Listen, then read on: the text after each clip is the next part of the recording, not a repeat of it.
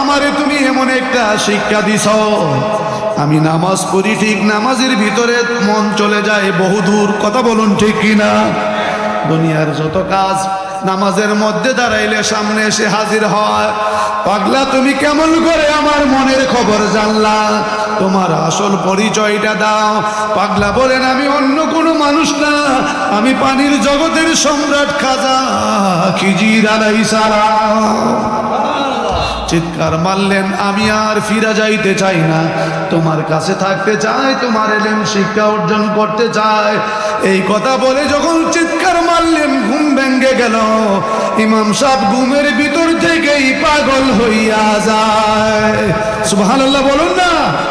আল্লাহর ওলির নজর লেগে গেছে, পায়ে যে ধরছে আল্লাহর ওলির সহবত লেগে গেছে, আল্লাহর ওলির ফয়েজ লেগে গেছে।